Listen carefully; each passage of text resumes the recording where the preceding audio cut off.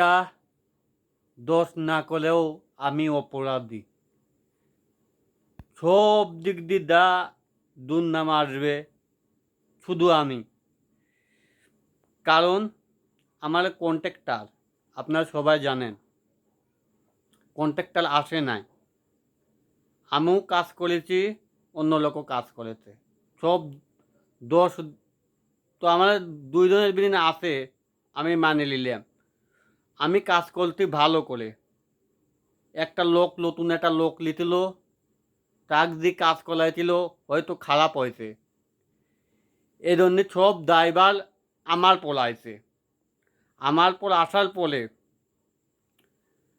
সব দায়ভার আমার পর আসার পরে আমাকে কত রকমের দুর্নামের ভাগিদার আমার হওয়া লাগতেছে। এই দুঃখ কষ্ট হয়তো তার হচ্ছে না, শুধুমাত্র আমার পরই আসতেছে। আমি এই আইনটা হয়তো মানে নিতে পারতেছি না। আমি যদি ভুল করে থাকতাম তাহলে হয়তো আমার দোষ আমি মানে নিতাম। আমি ভুল করি নাই। আমি আমি কাজ করার পরে মানুষকে দেয়া লিতি ভালো হয়েছে কিনা। সবাই আমাকে কইতে ভালো হয়েছে। কোনতেন দালাল কাজ করে তাদেরকে দেখা লিছি, সবাই কইতে ভালো হয়েছে।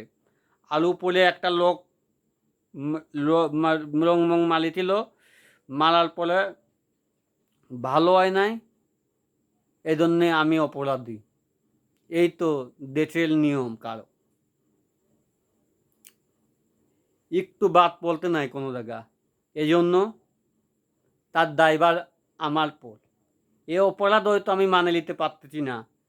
আমার কাছে হয়তো এমন কিছু নাই, তাই রাগটাই দুমেল হইতে আমার দায়ভার। তাছাড়া আর কিছু আমি দিতে পারতেছি না। তারপরেও আমি দোষী। আমি হয়তো অন্য বালির লোকের কাছে আমি কোনো দোষী না, তারপরে আমার মন কেমন কেমন দিন করতেছে, রাগের ছেলাই আমার ভালোই লাগতেছে না। আমি একটু মনে হচ্ছে না যে তার কাম করি, অন্য লোকের কাজ করাটাই ভালো। আমার পক্ষ থেকে বলতেছি, অন্য লোকের কাজ করাই ভালো। আমি ভুল না করলে অপরাধী। আমি মানুষকে দেয়া দিলাম, ওরা করলে ভালো, সে কয় অপরাধী। এটা অবশ্যই মানে নিতে পারবো না, আমি দিব না। মনে করলে ম্যানেজার দেয়া নিলাম ভালো করে, সবাই দেয়া নিলাম ভালো করে, আর কন্ট্রাক্টর আসে নাই, এই জন্য দুর্নামের ভাগিদার হয়ে গেলাম আমি। কন্ট্রাক্টর অন্য দিনে আছি, অন্য লোক ভুল করতিলে তে দোষটা আমার ঘালে। কি একটা আইন কানুন।